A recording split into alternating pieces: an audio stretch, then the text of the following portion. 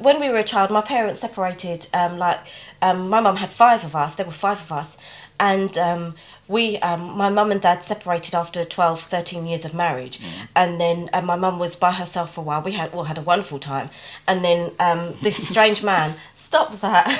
A wonderful time. No, he did. This strange man came into our house and into our life, and we didn't know who he was.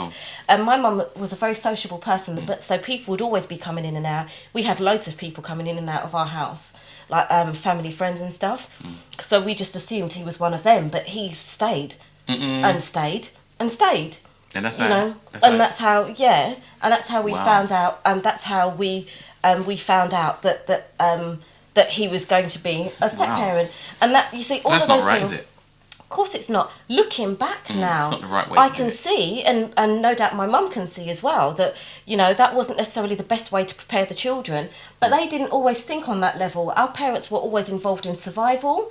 They weren't so involved in looking at the mindset of each of the children and what needs to be done as a family unit. They were so involved in surviving from day to day. So I understand why it happened.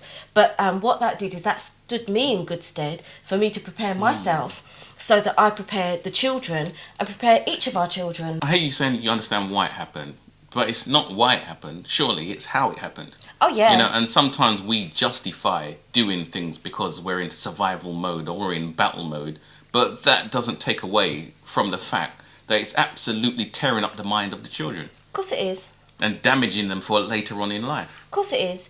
And I think that's very important, but you can only do that when you're actually looking at the mindset of the children. Mind the step. Exactly. When you're looking at the mindset and the way that the children think and feel and the things that the children need in order for them to be accepting. Because remember, we've got to, in order for the parents to be able to live in peace and harmony, there has to be a level of acceptance from the children. So that means that as a parent or as an intended step parent, you've got to cultivate, you've got to court the child as well. That's you've right. You've got to work with those children as well. You've got to learn how to be a parent to each of those children. Yeah, just the same way as the individual parents did. That's family reunion. Yeah, yes it is. And with that, sister, we're into closing comment time.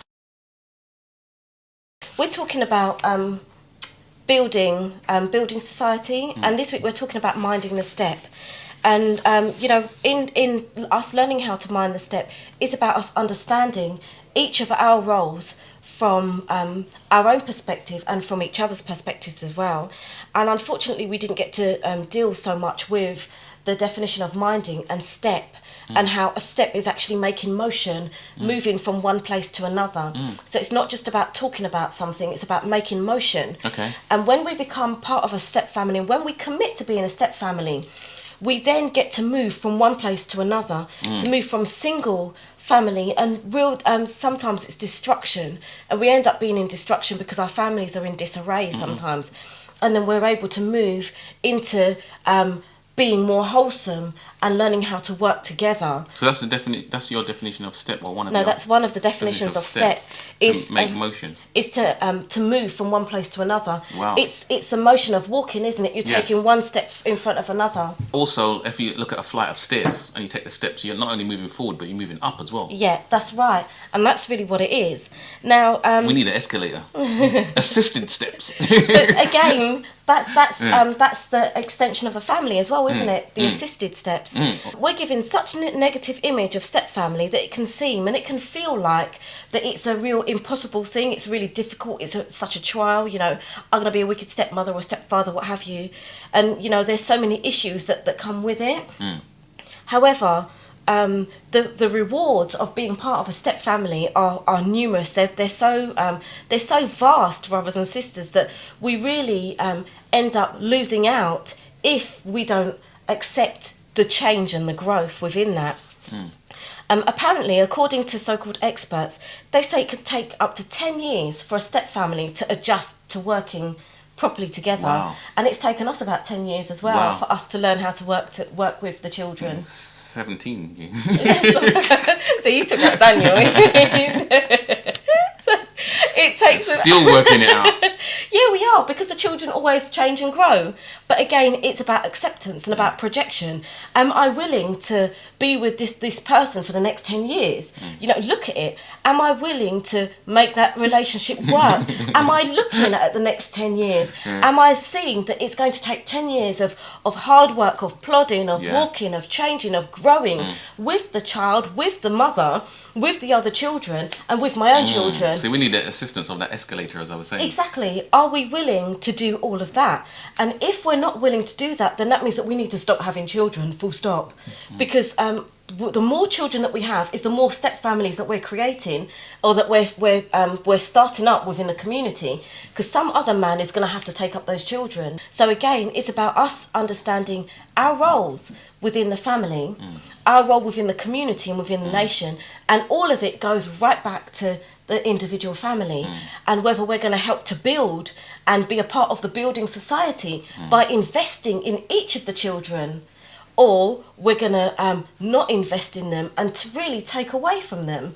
But we don't want that. And ourselves. Yeah, exactly, because then we don't grow and develop and change. So now we're not just qualified to deal with our own children, but other people's children. And then you can go on and work with other people's children outside, within the community. So it helps to build transferable skills wherever we go, so that we don't have children saying, well, you're not telling me, you're not my dad, you're not my mum. They learn, but whether you're my own biological dad or my biological mother, you can still tell me because you've been there for me, or you're a father figure to me, you're a mother figure to me. So it's about us as parents setting the scene and making a change and shifting our attitudes in order for us to help to build our family, our community and our nation, but most importantly at this stage, our children. May Allah bless us, brothers and sisters, to continue to build in the name of God. Assalamu alaikum.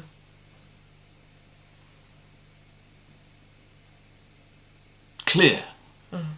Allah assists us to step. And we're all steps when we come into Islam. It's a big step that you have to take. And Allah says, when you take one step towards Him, He'll take 2 steps towards you. And we all step. So He's actually assisting us more than we're assisting ourselves. So that's the escalator, I guess, bringing us up and forward into His bosom.